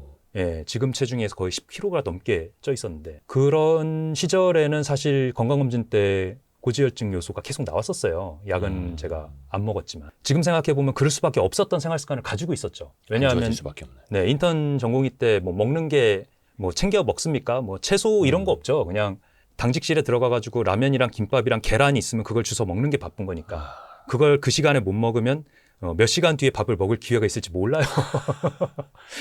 짬날 때 김밥 네. 먹어야 되니까. 그래서 이제 당직실에 있는 거 그냥 주워 먹는 게 급하단 말이에요. 그러면 수술방 바깥에 나오면 누가 이렇게 사놓은 거 있으면 그거 그냥 아무나 먹게라고 이렇게 약속이 되어 있는 거니까 냉큼 몇 개 먹어서 또 들어가고 이런 생활을 하다 보니까 찔 수밖에 없어요. 네, 먹는 거 자체가 단당류 중심으로 먹으니까. 그러면 그렇게 됐을 때 체중이 뭐 85, 90 가면 당연히 고지혈증 있을 수밖에 없겠죠. 고지혈증 생기는 어떤 요소들을 그때 다 가지고 있었다고 생각해 보면 그때 혈관 상태들이 내가 지금 생각해 보면 많이 망가졌겠구나 싶어서 더 열심히 운동도 많이 하고 그다음에 생활 습관, 식습관도 많이 바꿔서 운영을 하고 있다고 보시고 그 부분이 얼마나 중요한지를 또 알았기 때문에 또 여러분들한테 이렇게 말씀을 드리고 싶어서 다시 말씀드리지만 이 책을 이제 만들었다 이렇게 봐주시면 감사할 것 맨 같습니다. 뒤에도 써 있습니다. 최석재 원장님이 직접 이제 겪으신 이야기. 그래서 몸이 보내는 마지막 신호들. 마지막 질문은 한 30개의 질문 후에 나옵니다. 아니 근데 이게 말씀드리니까 민망한데 아까 운동을 통해서 이제 심장 근육도 단련할 수 있다라는 네네. 거 말씀해 주셨는데 그러면 운동을 통해서 췌장이라는 녀석도 튼튼하게 건강하게 만들어줄 수 있습니까? 췌장은 근육이 아니거든요. 췌장은 그냥 굉장히 장기니까. 흐물흐물한 어떤 조직이고 또 췌장에 피막이 없기 때문에 또 암이 잘 퍼지는 특징이 있고 뭐 이런 특징이 있는 그런 장기이기 때문에 췌장을 직접적으로 뭔가 강하게 만들 방법은 없습니다만 이쯤에서 댓글이 달릴 만한 게 그러면 췌장에 좋은 음식은 뭔가요? 막 이런 거 있지 않습니까? 네, 맞습니다. 췌장에 좋은 음식과 췌장의 혈류를 개선을 시키는 방법은 당연히 있죠. 예, 췌장도 하나의 조직이기 때문에 일단 첫 번째로는 음식이 중요하다고 말씀드릴 수 있는 이유는 췌장이라는 거는 내분비 기관으로서 제일 대표적인 기관입니다. 예. 그래서 췌장에서 인슐린이라는 가장 중요한 호르몬이라고도 볼 수 있는 네. 그런 내분비계 성분을 내뿜죠, 혈류로. 그렇게 해서 우리 근육 세포들 내지는 모든 세포들이 포도당이라고 하는 당 성분을 끌고 들어와서 열쇠처럼 이렇게 같이 맞물려서 세포 조직 안으로 들어오거든요. 이렇게 끌고 들어와서 그 당을 근육 세포가 잘 받아들이고 그걸 미토콘드리아에서 산소와 이용해가지고 18개의 ATP를 만드는 에너지를 대사, 이 사이클릭 애시드라고 하는 사이클이라고 하는데 이런 과정을 돌리게 하는 처음 시초가 되는 게 인슐린의 당을 끌고 들어오는 부터 먼저입니다. 네. 이걸 인슐린 불내성 내지는 인슐린 저항성이라고 하거든요. 예. 인슐린 저항성을 안 만들어야 내가 당뇨도 안 걸리고 인슐린을 내뿜는 췌장도 쉬게 만들 수가 있는 겁니다. 그래서 당 피크를 이루는 음식들, 우리 가공식품들이라고 대표적으로 얘기할 수가 있겠죠. 편의점에서 파는 라면, 과자, 또 음료수는 조금 다르긴 한데 액상과당 같은 경우는 이제 포도당이 아닌데 간으로 들어가서 지방 대사를 통해서 다시 포도당으로 나오는 특징인데 그래서 간에 더 나쁘거든요. 이런 특징들. 그다음에 빨리 먹는 습관들 이런 것들 때문에 당 피크를 많이 만들면 높게 만들면 만들수록 그 당 피크를 낮추기 위해서 우리 췌장이 인슐린을 빵 하고 혈류로 분비를 한단 말이죠. 그러면 이 인슐린을 이용해서 근육에 당들이 들어가면 다행인데 그 과정이 계속 반복이 되다 보면 당 피크 잃었다 저혈당 생겼다 당 피크 잃었다 저혈당 생겼다 이걸 너무 반복을 하게 되면 나중에는 근육이 인슐린의 그 열쇠 효과를 받아들이지 않게 됩니다. 이게 인슐린 저항성이에요. 네. 인슐린의 효과를 반감시킨다. 그러면 혈류에 당이 둥둥 떠다녀서 이 포도당을 이용을 해야 되는 세포들이 당을 이용을 안 해요. 나는 이미 꽉 찼으니까 필요 없어 이러고 막는 거죠. 내지는 내가 당이 모자라서 에너지 대사를 해야 되는데도 인슐린에 대한 반응이 나빠졌기 때문에 당을 못 끌고 들어오는 거예요. 그러면은 혈당이 계속 올라가면서 소변으로도 당이 빠져나가고 그게 당뇨가 되는 거죠. 그다음 혈당이 너무 높아져가지고 대사성 산증이 와버리면 당뇨병성 케톤 산증이라는 게 와가지고 심장을 마비시킬 수 있는 위험한 산증 상태가 되는 겁니다. 전신 상증 상태죠. 이런 상태. 우리 몸의 혈류는 폐하 7.4라고 해가지고 약 알칼리성으로 유지가 되게 되어 있는데 이 당이 너무 많이 높아지게 되면 그 당 대사를 하는 방법이 케톤 대사를 하게 된다. 케톤 대사. 케톤을 생성하면서 하는 무산소 대사를 더 많이 하게 되는데 이렇게 지방 대사를 많이 하게 되면 우리 몸의 혈류는 산성으로 케톤 산성으로 바뀌게 되면서 심장을 마비시킬 수도 있는 위험한 상태가 되어버려요. 폐하가 7.0, 6.8까지 떨어지기도 합니다. 이렇게 되면 굉장히 위험한 상태고 우리 몸에서 인슐린을 엄청 주고 수액을 엄청 줘가지고 산증을 알칼리성으로 되돌리려고 하는 치료를 응급실에서 하게 되죠. 말 그대로 수액을 때려 붓는다는 표현을 하게 되는 상황이 중화시키는 거예요. 이런 상황입니다. 예, 그렇죠. 근데 이게 그러면은 췌장은 어차피 이제 인슐린을 방출해주는 기관인데 네. 저쪽에서 인슐린을 못 받아들이고 있으면 췌장이 막 삐칩니까? 그렇죠. 췌장이 인슐린을 쫙 분비했다가 또 췌장이 인슐린만 분비하는 게 아니죠. 뭐 음식이 들어오면 소화에서도 많이 분비했다가 예. 그 다음에 쉴 시간 없이 바로 또 뭐 이제 사람이 이제 근육의 세포들이 당이 또 너무 높아져 있는 상태면 또 인슐린이 많이 나와가지고 혈당이 떨어졌다가 그러면 또 사람이 또 저혈당 상태가 살짝 오면서 또 먹고 싶게 만들어지면서 또 약순환이에요. 또 먹게 되면 또 인슐린이 또 분비했다가 이런 반복이 되는 겁니다. 그래서 이런 혈당 피크를 만들지 않는 것이 이 췌장을 쉬게 하는데 가장 중요한 요소이고요. 췌장을 좀 쉬게 해줘야 되는데. 네. 그래서 간헐적 단식의 방법이라든지 운동의 방법으로 혈당 수치 자체를 낮춰주기도 하고 인슐린 내성, 인슐린 저항성을 개선시키기도 하고 근육이 에너지를 일부러 소비하게 하기도 하고 그다음 음식 자체를 우리 사이트릭 엑시드 사이클을 많이 돌리게 하기 위해서 조효소들이라고 할 수 있는 미세 미네랄이라든지 비타민, 그다음에 이런 섬유질이라든지 항산화물질 이런 것들이 많이 섭취가 되게 해서 사이트릭 엑시드 사이클을 잘 돌아가게 해서 에너지를 많이 쓰게 하면 인슐린이 더 많이 당을 끌고 들어올 수 있게 되니까 더 개선이 되는 거죠. 그래서 이 종합적으로 돌아가야 선순환으로. 예, 우리 몸이 건강한 췌장이 쉬는 상태로 돌아가면서 당뇨도 없어지지만 췌장도 쉬게 되고 그렇게 되면 췌장염이라든지 췌장암에서도 멀어지는 환경을 만들 수 있고. 와, 분명히 췌장암도 예방할 수 있는 방법은 있다라는 거. 아, 그럼요. 몸이 보내는 마지막 신호들 바탕으로 신간 이야기하고 있고요. 또 이게 항상 우리 불안한 게 뇌예요, 뇌. 네. 뇌에 생기는 문제도 역시 아까도 우리가 심장마비 얘기했을 때 심장이 멈추면 3초 만에 사람이 쓰러지는 것도 뇌에 혈류가 안 가기 때문이고 네. 뇌로 이어지는 혈관도 엄청 많다면서요. 아, 그럼요. 뇌로 가는 혈류 제일 대표적인 혈관은 이제 이 경동맥, 내경동맥, 그다음에 중대뇌동맥이 제일 대표적으로 이제 몸 움직이는 데 필요한 곳으로 혈류를 보내는 제일 중요한 혈관이고요. 네. 전대뇌동맥, 후대뇌동맥이 있고 그다음에 이제 바질라트리라고 그래 가지고 이 척추 쪽에서 올라오는 혈류가 있고 이 혈류들로 우리 뇌의 혈류가 유지가 되고 있다고 보시면. 그런데 그런 혈관에 문제가 생기면 뇌 출혈이 생기든 뇌 경색이 생기든 가고 있는 조직에 혈류가 가지 않게 되면서 그 기능을 잃게 되겠죠. 그게 뇌졸중입니다. 우리 중풍이라고도 부르는 뇌졸중. 혈액이 제대로 원활하게 공급되지 않았을 때. 요거는 좀 이제 격가지 질문인데 네. 가끔 뭐 이렇게 뒤에 딱딱한 거 베고 있을 때 그러다 한번 잠들었다 깨면은 뭔가 뒤가 막 이렇게 혈액순환 안 되는 느낌이 있거든요. 네, 혹시 그런 거 혹시 안 좋은 겁니까? 그거는 이제 별개의 상황이고요. 이건 곁다리니까 또 말씀을 드릴게요. 아, 우리 궁금합니다. 후두부 뒤쪽으로 가는 혈류가 아니고 신경이 눌립니다.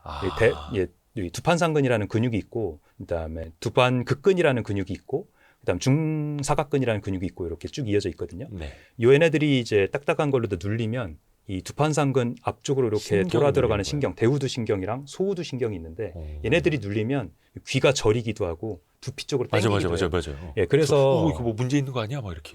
예, 저리니까 또 이런 분들이 요즘 굉장히 많아요. 왜냐하면 핸드폰 보잖아요. 핸드폰 이렇게 들고 보거나 누워서 보거나 아니면 컴퓨터 하느라고 거북목 되거나 네. 이렇게 되면 두판상근, 두판극근이 긴장이 되어 있잖아요.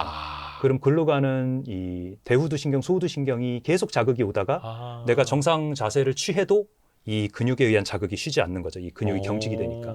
그래서 그거 치료한다고 여기 마사지를 하기도 하고 여기다 주사로다가 근육에 이완을 시키는 마취제를 넣기도 하고 이렇게 해서 치료를 하거든요. 예, 그런 원인이라고 보시면 됩니다. 딱딱한 거 빼고 오래 있으면 이 두통이 생기기도 합니다. 두통이. 맞아요, 이렇게 맞아요. 당기는 듯한 아, 근데 느낌이나 그게 이렇게 막 당기는. 뇌로 가는 산소가 차단되는 거는 아니고 신경이 눌린 거. 네네 그런 거. 물론 이제 그것도 반복되면 안 좋겠죠. 왜냐하면 이 혈관 특히 바질라테리 같은 경우는 척추 안쪽에서 이렇게 지나가는 거기 때문에 우리가 네. 바깥에서 누른다고 그 혈관을 누를 방법은 없어요. 아, 곁다리지만 하나만 더 해도 됩니까? 왜냐면은 이거 뉴스에도 나왔던 건데 네네. 저도 대학교 때 해봤으면 기절하기 놀이가 있어요. 아, 네. 해보셨어요? 경동맥 눌러갖고 기절시키는 여기 거. 이렇게 누르고 맞습니다. 벽에 딱 기대면 순간적으로 이렇게 기절하는 놀이를 지금도 아마 중학생, 고등학생들이 할 수도 굉장히 있거든요. 위험한 놀이죠. 정말 위험한 거예요? 굉장히 위험한. 물론 건강한 아이들 10대 혈관이니까 네. 그럴 때 이제 눌렀다가 뛴다 그래서 거기서 무슨 혈전이 떨어져 나가거나 이럴 일은 거의 없기는 할 거니까 네네네네. 그런 사고가 일어나지는 않을 것 같은데 연세 드신 분들한테 그런 일 때가 큰일 납니다. 왜냐하면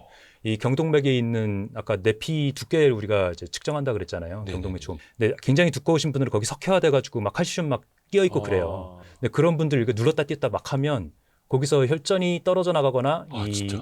칼슘석 같은 게 떨어져 나가면 머리에 가서 얇은 혈관에서 붙어버리면 그러면은 뇌졸중, 뇌경색 일으킬 수 있는 원인이 되기도 하죠. 그래서 아주 드물게 교통사고 이후에 뇌경색이 생기는 경우가 있거든요. 그게 왜 그러냐면 외상성 뇌경색이 왜 생기냐면 꽝 하고 흔들리게 되면 뇌진탕만 생기는 게 아니라 이 경동맥이나 이런 데서 떨어져 나온 작은 혈전 같은 게 머리로 뇌로가요? 가서 막는 경우가 드물게 있어요. 오. 외상성 뇌경색이라고 하는 그런 거는 사실 진짜 무슨 케이스 리포트 나올 정도로 이제 드문 거긴 한데 생기긴 생깁니다. 함부로 건들면 안 된다. 네네 경동맥 함부로 건드는 거 아니고요. 물론 이제 10대 어린이들이 장난처럼 했을 때는 그런 문제가 생기는 건 아닌데 다만 이제 실신됐다가 애가 이제 우리가 잡아주면 그나마 다행인데 그러지 않고 놔두면 머리가 떨어질 때까지 의식이 제대로 안 깨면 두부 외상이 생길 거 아닙니까? 꽝 하고. 그럼 뇌출혈이 생길 가능성이 확 올라가는 거죠. 의식 없이 머리를 체중을 싣고 떨어지면 그건 굉장한 충격이 머리에 가해지는 거거든요. 그렇기 때문에 그 장난은 굉장히 위험한 장난이고 한 번씩 사고 나는 장난입니다. 맞아요. 뇌출혈 생기기도 하고. 그래서 뉴스에 나오죠. 그래서 그 장난 절대로 하시면 안 되고 같은 이유로 술을 과다하게 마시는 것도 이 머리 외상이 너무 많이 생깁니다. 이게 술 먹고 넘어지고 뭐 이러면서 생기기도 하고 정말 이런 혈관 가지고 장난치는 건 절대 하면 안 되죠. 와. 또 이제 뇌에서 문제가 생기게 뇌출혈은 네. 혈관이 터지는 건가요? 네, 혈관이 터지기도 합니다. 우리가 제일 대표적인 혈관 출혈은 이제 고혈압성 뇌출혈인데 고혈압성 혈압이 뇌출혈. 높은데 조절을 안 하고 있었거나 네. 혈압 조절하다가 약을 빼먹었거나 아니면 혈압이 높아졌는데 약을 조절을 안 했거나 이러면 혈압이 뭐 180, 200 이렇게 가면 뇌혈관이 약해진 혈관들이 언제든지 터질 수 있는 환경이 됩니다. 그래서 응급실에서 종종 보면은 혈압 그냥 약을 그냥 뭐 6개월씩 받거나 아니면은 그냥 보호자분이 가가지고 혈압약을 대신 받아오는 경우에 혈압을 중간에 모니터링을 안 해가지고 막 200이 됐는데도 그냥 옛날 혈압약 드시는 분들이 있어요. 응급실에서 혈압 재보면 200이거든요. 그리고 두통이 있다고 와요. 그럼 이거 응급 상황이다. 입원해가지고 혈압약 조절하고 하셔야 된다 그러면 지금 머리 안에 출혈 없고 뇌경색도 없는 거 확인했는데 왜 입원하냐 그러면서 본인은 아무렇지도 않게 생각하세요. 근데 혈압이 분명히 160 넘어가고 180 넘어가면 언제든지 뇌혈관 터질 수 있는 환경이라는 거를 아셔야 됩니다. 운 좋게 지금 안 터져서 머리 CT, 조영제 CT에서 별일이 없다는 걸 확인을 하신 거지 그렇게 혈압이 높을 때는 입원해서 조절하고 퇴원하시는 게 원칙입니다. 언제 무슨 일이 생길지 아무도 몰라요. 그게 가장 큰 고혈압의 뇌출혈의 원인이고요. 그 외에도 이제 작은 이제 그 원인들이 있죠. 뭐 모야모야 디지즈라든지 혈관 꽈리라든지 이런 기형적인 거나 뭔가 이렇게 또아리를 틀고 있는 게 있다면서요? 네, 그렇죠. 혈관이. 예, 우리 혈관이 우리 풍선처럼 부푸는 질환이 있어요. 뇌동맥류라 그래가지고 우리 자전거 바퀴 보시면 네네. 자전거 바퀴 바깥에 찢어지면 안쪽에 있는 튜브가. 내피가 볼록하고 튀어나오는 경우 예, 있죠. 예, 예. 그게 딱 뇌동맥류의 원인이거든요. 이 동맥이라는 거는 대동맥은 3계층, 다른 혈관은 2계층으로 이루어져 있습니다. 내피가 있고 외피가 있고 중간 피가 이제 대동맥에는 있는 건. 이 내피 외피 사이에 이제 외피가 손상이 먼저 일어나면 내피가 이렇게 볼록 튀어나오는 게 대동맥류예요. 7mm 전까지는 터질 확률이 좀 적은데 7mm? 7mm 굉장히 큰 작죠. 거네요. 7mm. 예, 요만한 거. 근데 네네. 요때까지는 우리가 빨리 검사해가지고 다리로 또 타고 들어가서 혈관까지 또 가죠. 이렇게 가가지고 거기다가 코일을 넣으면 그럼 거기로 혈류가 가는 거를 막을 수가 있으니까 더 커지는 걸 방지할 수 있게 됩니다. 이렇게 뭐 이렇게 그렇죠. 감싸주는 거예요? 예, 감싸준다기보다는 거기다 코일을 넣어가지고 피가 더 이상 가지 않게 하는 거죠. 예, 그런 치료 방법이 분명히 존재하기 때문에 두통이 있거나 뭔가 번쩍번쩍거리는 그런 시야 장애가 있거나 이런 게 있을 때 머리 혈관 검사, 그냥 머리 CT는 확인이 안 되고요. 혈관 조형 CT나 혈관 조형 MRA라는 걸 찍어봐서 혈관에 대동맥류가 있다. 만성 두통인 환자의 25%에서 뇌동맥류가 있다는 그런 연구 결과가 있어요. 그 정도로 많기 때문에 뇌동맥류가 있는지 확인을 하고 그 크기가 7mm 이하면 코일을 넣는 걸로 마무리가 되고요. 7mm가 이상이 되면 그때는 코일을 넣어도 더 커지는 경우가 있기 때문에 그럴 때는 정말 큰 수술을 감수하게 되는 일이 생길 수도 있습니다. 머리 열고 들어가서 클리핑을 하게 되는 일이 생길 수가 있기 때문에 7mm 이전에 잡는 게 제 최우선이고요. 7mm가 넘어서 21mm 이상이 되면은 언제든지 터질 수 있는 상태다라고 되어 있어요. 21mm, 2cm니까 뭐 요 정도. 그러면은 그거는 이제 완전히 긴급한 상황이어서 진짜 이제 클리핑하러 들어가기도 하고 코일 가지고는 안 되는 상황이라고. 예, 이런 질환이 뇌동맥류입니다. 언제든지 지주막하 출혈, 아주 머리 안에 번개가 터졌다 내지는 무슨 천둥이 쳤다, 망치로 내쳤다 하는 두통이 생기기도 하고 눈앞에 번쩍하는 양상이 오기도 하고 이런 뇌출혈이 지주막하 출혈인데요.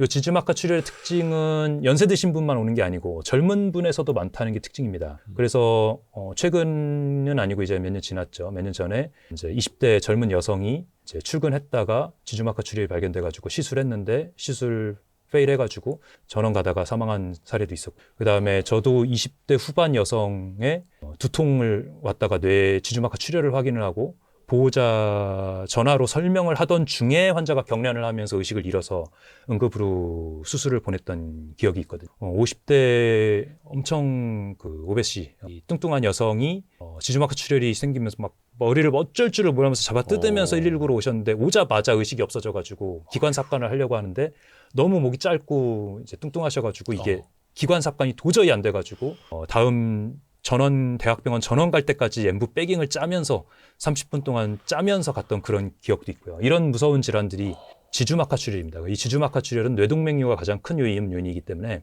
두통이나 번개치는 듯한 거, 이게 이제 편두통일 수도 있지만 검사를 해볼 때까지 아무도 모르는 거거든요. 근데 20대 여성분들, 30대 여성분들 두통이 있는데 검사 안 하고 그냥 편두통이야, 나는 한쪽 아프니까 맨날 편두통일 거야, 이러고서 검사 한 번도 안 받으시는 분들이 있어요. 근데 그 숫자 중에 25% 정도는 뇌동맥류가 있을 수도 있다라는 걸 생각을 하시고. 몇 퍼센트요? 25%. 오, 높은 거 아니에요? 그래서 이 만성 두통 환자는 꼭 한번 머리혈관 검사를 하셔라 라고 설명을 드리고 있습니다. 이거는 응급실에 뇌 터져서 오면 그러면 되돌릴 수 없는 상황이 될 수도 있습니다. 와, 아니 이게 근데 이제 많은 사람들이 현대인들은 거의 네. 두통을 달고 살지 않습니까? 예, 맞아요. 지금 현대인들이 너무 이런 일이 많은 게. 저도 지금 이제 최석재 원장이 말씀드리는데 머리가 아파가지고 막 두통, 이 얘기를 들으니까 머리가 아프다. 근데 근데 긴장을 하면 머리가 아픈 것도 있는 거는 맞죠. 근데 두통의 원인이 엄청 많더라. 뭐 심지어 이게 등 근육이 뭉쳤는데도 이게 두통이 올 수도 있고. 맞습니다. 예전에 전학적 이제 목 근육 뭉친 것 때문에 두통 때문에 막 치료받은 적도 있는데 네네. 번쩍거림? 이거는 뭔가 확실히 좀 다를 것 같은데요. 그러니까 막 머릿속에서 뭔가 막 플래시 터지는 거예요? 번쩍거림이 편두통이나 이런 군발성 두통, 눈물 나면서 두통, 뭐 이런 것들도 그런 특징에 들어가기 때문에 번쩍거리는 게 무조건 뭐 뇌혈관 질환이다라고 얘기 드릴 수는 없어요. 예. 하지만 두통이 진통제 타이레놀 한두 알 먹어가지고는 조절이 안 되는 두통이다. 이런 통증이 계속 반복이 된다. 이러면 머리혈관 검사를 한번 해보셔라. 그리고 여성분들 같은 경우는 이제 PMS라 그래가지고 이제 PMS? 생리전 증후군 예. 이런 것들 때도 또 두통이 이제 만성적으로 있으신 분들이 있거든요. 근데 그런 분들 이제 생리통 때문에 진통제 먹고 이러면서 두통 없어지면 그냥 괜찮은가 보다 하고 넘어가시는 경우 있는데 이런 경우도 한 번은 검사를 해보시고 검사에서 이상이 없으면 좀 안심을 하고 그렇게 두통을 조절을 하시는 게 원칙입니다. 별 희한한 경우를 저는 다 보기 때문에 이 말씀을 드릴 수밖에 없습니다. 팔저림 현상. 예, 팔저림. 그게 아까 심장 얘기였던가요? 네. 네.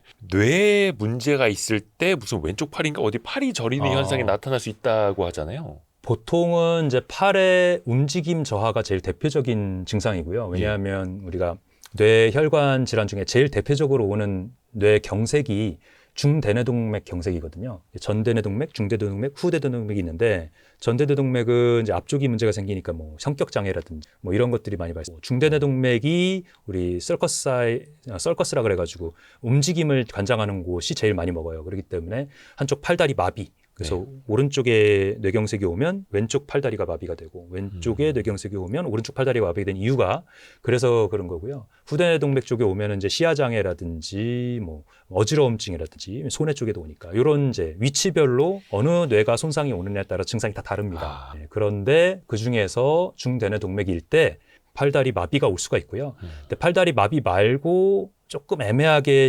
감각신경 이상이 오는 경우에 이제 팔 저림이 오는 경우도 드물게 있긴 있어요. 근데 제일 대표적인 건 마비, 팔다리 움직임 떨어지는 게 제일 대표죠. 그래서 그냥 저린 게 아니라 네네. 마비까지. 한쪽 팔이 저림이 오면 대표적으로는 이제 목 경추에 있는 디스크라든지 이런 신경 눌림을 생각하는 경우가 제일 많고요. 네네네. 저림 말고 마비, 한쪽 팔다리가 힘이 떨어지는 거. 이때 한쪽이라는 거는 이렇게 나눠서 한쪽만. 오른쪽 아니면 왼쪽. 팔다리 같이 떨어지는 경우도 있지만 팔만 떨어지는 경우도 있고 다리만 떨어지는 경우도 있기 때문에 그래서 팔다리 같이 안 떨어졌으면은 뇌경색 아니야 이렇게 생각하시는 건 조금 위험할 수 있습니다.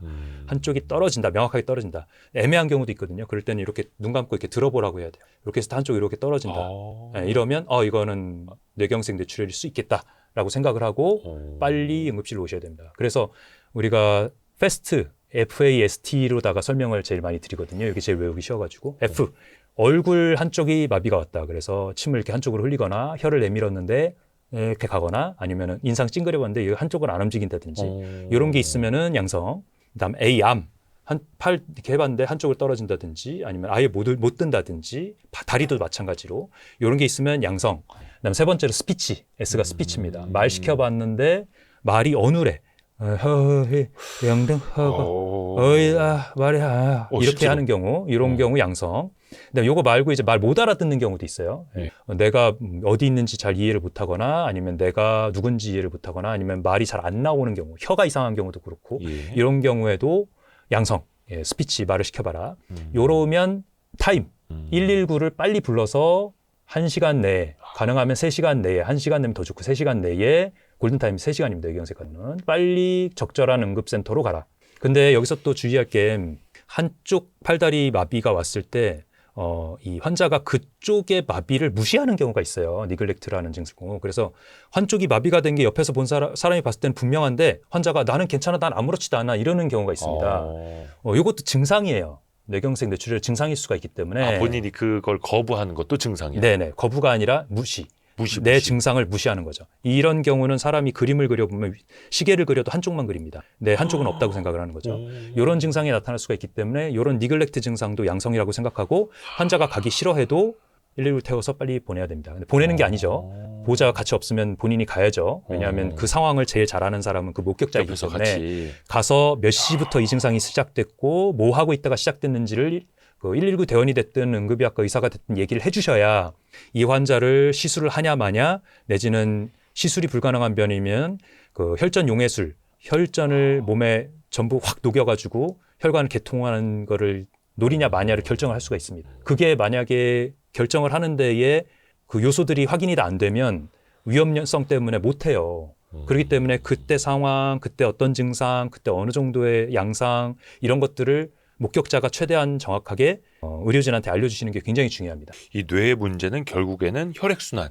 여기서부터 또 신경을 써야 하는 거고 그렇죠. 분명히 전조 증상이 있다라는 거고. 맞습니다. 아까 그래서 예. 전조 증상 얘기하셨으니 한마디 더 드리면 예. 그래서 뇌경색은 사실 오면은 이제 전조 증상이라고 할 게 없죠. 근데 이런 경우가 있습니다. 이걸 전조 증상이라고 할 수가 있는 건데 초기 증상이 아니라 전조 증상이라고 할 만한 거는 아까 패스트 해가지고 얼굴, 손, 예. 말 시키는 거는 이제 초기 증상이라고 할 수가 있는 거고 그래서 3시간 이내에 오셔야 된다고 하는 거고 전조 증상이라고 할 수 있는 부분은 뭐냐면 이 뇌경색이 왔다가 운 좋게 풀리는 경우가 있어요. 풀리기도 해요? 예, 일과성 뇌허혈이라 그래서 혈관이 막혔다 풀리는 경우가 있습니다. 이럴 때에 환자가 증상 좋아졌으니까 나는 괜찮아 하고 협심증처럼 그냥 집에 가려고 할 수 있는데 이런 일과성 뇌허혈이 오면 다시 뇌경색이 올 확률이 굉장히 높아집니다. 그래서 일주일 이내에 50% 가까이 생길 수가 있기 때문에 그래서 그런 경우는 입원해서 피를 묽게 만드는 조치를 해야 됩니다. 예전에 이런 경우도 있었어요. 한 2-3달 전 얘기인데 어떤 50대 남성 환자가 한쪽 팔다리 아주 명확하게 떨어져서 왔거든요. 이거 누가 봐도 뇌경색이야. 예. 뇌경색이나 뇌출혈이야. 예. 뇌졸중이야. 그래서 빨리 CT 찍음과 동시에 신경외과 연락을 해가지고 여기 시술을 해야 될 가능성이 굉장히 높은 환자가 왔다라고 연락을 하고 모든 걸 액티베이션 시켰습니다. 팀 다 부르고 다 했어요. 예. 그런데 CT 나오고 나서 한 25분쯤 30분쯤 지났는데 환자가 괜찮대요? 움직여 보니까 괜찮아진 거예요. 팔다리가 너무 잘 움직여. 그래서 그 환자 뭐 술 마셨나? 왜 이래? 그러고서 환자 술 마셨어요? 근데 아니래요. 말도 잘 나와. 그래서 좋아졌네. 그러고서 다시 신경외과에 연락했죠. 환자 증상이 갑자기 없어졌다. 뭐 TIA 일과성 뇌혈 발작인가 보다. 시술은 취소하고 중환자실 입원하거나 뭐 아까 너무 저명했으니까 중환자실 입원하는 게 어떻겠냐. 그래서 오케이 해가지고 중환자실 입원하자 이렇게 얘기 나왔는데 예. 다시 15분 정도 30분 정도 있다가 또 팔다리가 마비가 딱 오는 거예요. 완전히 그레이드 1으로. 그래서 와 이거 환자가 장난치는 건가 처음엔 그렇게 생각했어요. 너무 저명하게 떨어지니까. 그런데 큰 이 중대뇌 동맥이 막혔다가 풀렸다가 다시 막힌 거죠. 그래서 그 환자는 시술을 들어갔고요.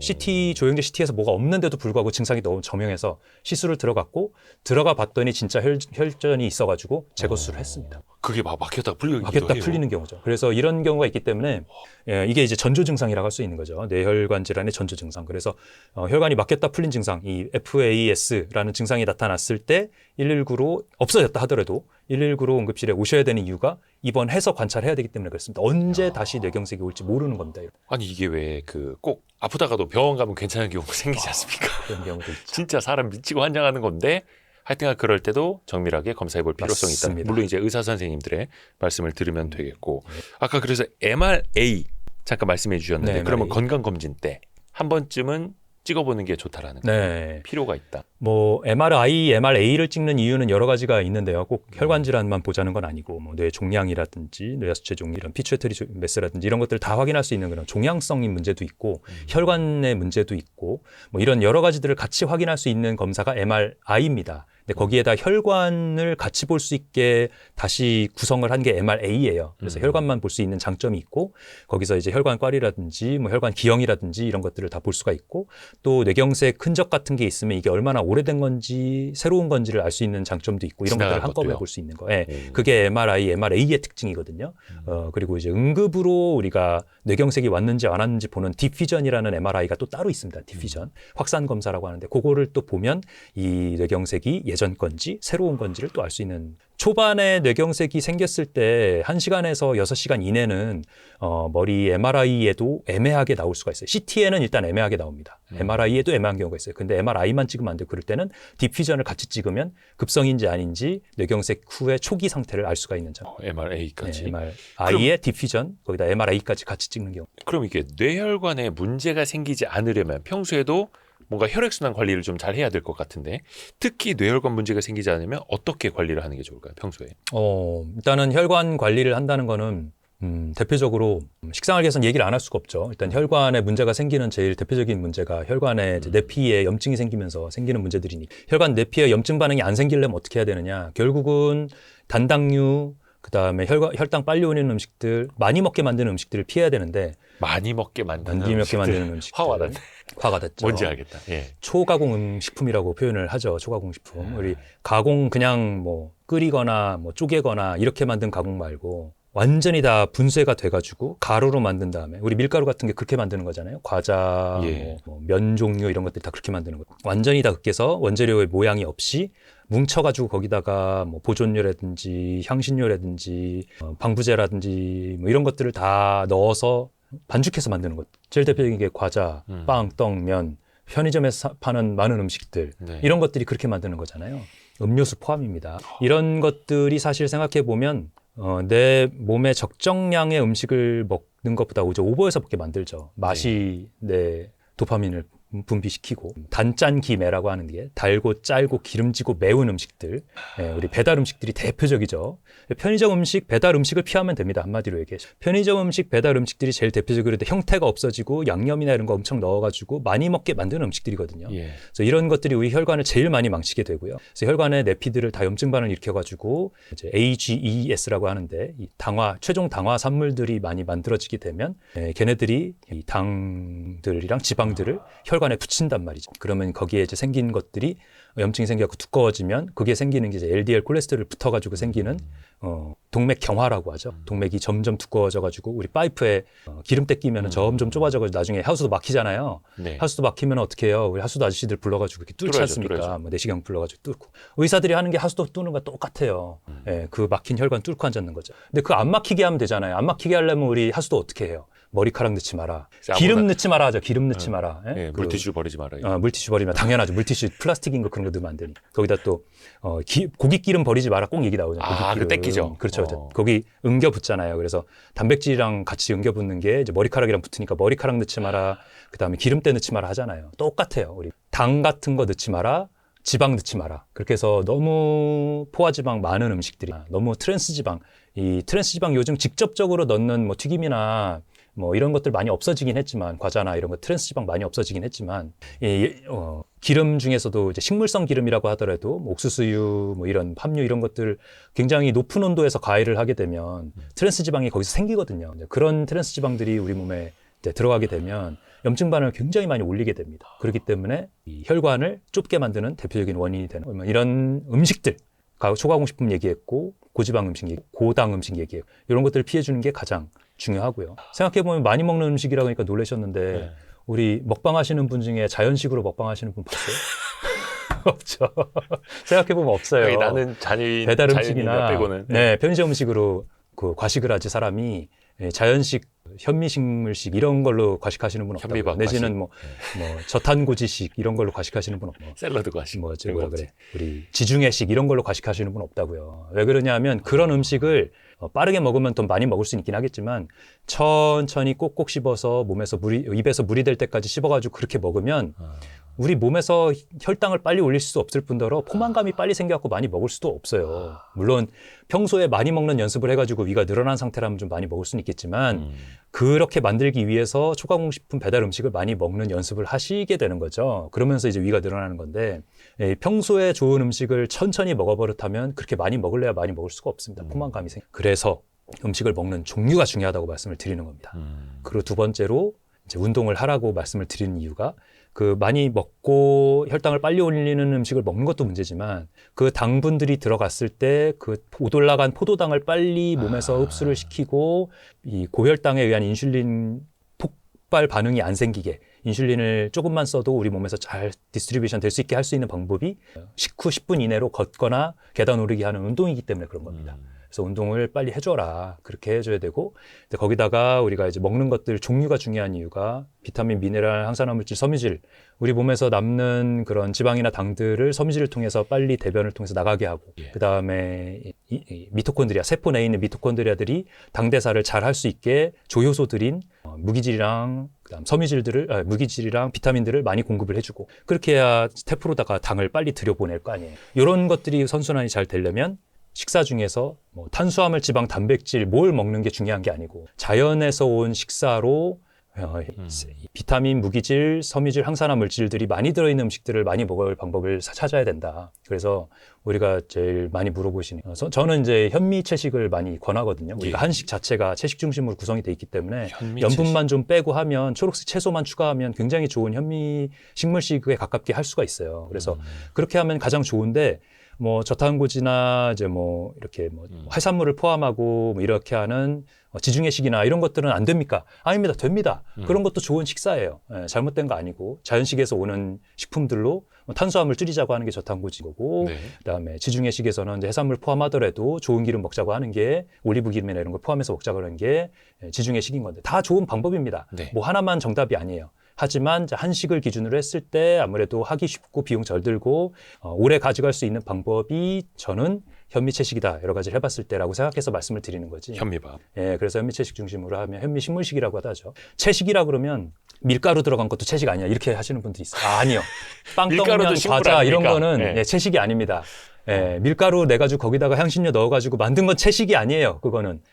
예, 그래서 자연 식물식이라고 표현을 하는데 원재료에서 온 모양 그대로 초록색 채소 그대로 예, 뭐 갈아서 먹는 거 정도라면 삶아서 갈아서 먹는 뭐 주스, ABC 주스 이런 거 당 안 들어간 거 이런 거 정도 이런 정도지. 지금 이거 주스도 제가 그냥 갖고 들어왔는데 이거 이제 당 안 들어간 액상과당 완전히 없는 설탕 안 들어간 예, 설탕 안 들어간 이 토마토 주스거든요. 예, 그러면은 맛은 굉장히 밍밍하죠. 원물 그대로. 원물 그대로. 예, 갈아 먹는 정도는 천천히 먹으면 그나마 괜찮다. 흡수가 천천히 되니까. 근데 이것도 엄청 빨리 한 번에 들이키면 그것도 당을 좀 올리겠죠. 근데 여기도 토마토는 섬유질이 당이 거의 없으니까 괜찮은데.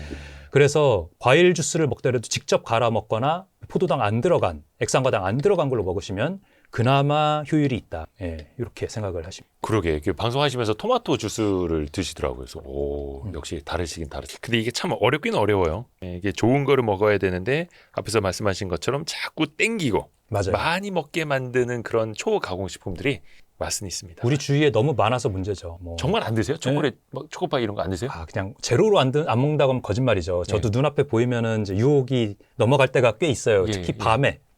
밤 근무하는데 이제 간호사들 먹으라고 이렇게 어서 라면 냄새 해놓는단 말이에요. 라면 냄새 나면. 근데 라면은 저는 이제 안 먹고 있는데. 안 드세요? 이제 뭐 빵, 예, 이렇게 사과잼 이렇게 올라가 있는 빵 이런 거 너무 먹고 싶거든요. 그러면 이제 못 참고 이제 먹죠. 똑같이 사람입니다, 여러분. 예. 저도 사람입니다. 최석재 못 원장님도 참고 한 사람이다. 조각. 예. 예. 하지만 이제 최대한 안 흔들리려고 최대한 노력을 하고 그다음에 이제 저희 야식 중에는 이제 샐러드가 있어요. 예, 병원에서 너무 감사하게도 샐러드를 야식으로 준비를 해주는 경우가 있어서 그거는 너무 감사하게도 잘 먹고 이렇게 해가지고 그러면 그런 빵이나 유혹에 넘어가서 뭐 하나 먹었어요. 초코파이 먹었어요. 막 라면 먹었어. 그러면 이제 막 괴로워하면서 하면서 이제 예. 계단으로 가야 됩니까? 그럼 괜찮습니까? 일단 뭐 한 조각도 먹으면 큰일 난다 이런 개념은 네. 스트레스 면에서 너무 안 좋고요. 네. 내가 뭐 그렇다 그래서 운동을 이만큼 했으니까 이만큼 나쁜 걸 먹어라 이렇게 이제 1대1로 대응을 할 수는 없지만 내가 좋은 습관을 뭐 2주 이상 가졌으면 한 번 정도 외식을 해도 내 몸이 이길 정도는 된다 이런 것들은 어느 정도 계산은 가능하죠. 저도 이제 가족이 가장인데 아이들의 요구를 무시할 수는 없지 않습니까? 아이들은 얼마나 또 고기 먹고 싶어하고 많이 그러겠어요. 그죠. 그래서 저희는 이제 외식을 하면 이제 약간 고정 메뉴가 있거든요. 아이들도 워낙 좋아해서 오리고기 로스를 먹으러 가는데 또 그 중에서도 고기 중에서도 네, 오리고기가 좋다는 말씀을 드리려고 하는 게 아니라 예. 물론 이제 레드 미트보다는 화이트 미트가 좀 더 나은 면이 있기 때문에 뭐 오리고기나 이제 생선을 조금 더 추천을 하긴 합니다만 그보다 더 중요한 거는 그 오리고기집은 채소를 무한정 먹을 수 있어요. 잘 갖다 먹을 수 있어요. 네, 그래서 아이들도 쌍추쌈 이런 거 너무 좋아하고 그다음에 뭐 깻잎, 케일 이런 것들 그래서 무한정 갖다 먹을 수 있으니까 다른 테이블은 한 접시 두고 먹는데 저희는 4접시씩 야채를 엄청 많이 먹습니다. 이제 그렇게 되면 아무래도 황산화물질, 섬유질들을 충분히 먹게 되니까 고기를 먹는 데서 생기는 제한점들을 좀 감수를 시킬 수가 있게 되는 거고 그다음에 볶음밥을 최대한 안 먹으려고 노력해요. 아예 안 먹는다고는 거짓말이고 또 애들 또 그 집에 가면 라면을 또 공짜로 먹을 수 있게 하나씩 주거든요, 한 테이블에. 그럼 애들은 라면은 포기를 못하기 때문에 라면 먹고 또 아이스크림을 거기서 공짜로 줘요. 그럼 그거는 좋은 이제, 가게네요. 네, 그런데 이제 볶음밥은 최대한 먹지 말자. 네. 거기서 무너지는 거예요? 똑같은 이유로 뭐 외식할 때 메뉴 선택할 때 똑같은 돼지고기, 소고기를 먹더라도 끓여 먹거나 이렇게 해라. 이제 너무 태워 먹거나 아니면 그 태우는 훈증을 흡입하는 게 가장 몸에 안 좋거든요. 그 흡입할 때 생기는 직화에 붙은 껌댕이보다 더 나쁜 게 그 연기를 흡입하는 겁니다. 왜냐하면 우리 폐암이나 이런 거에 직접적인 원인이 되거든요.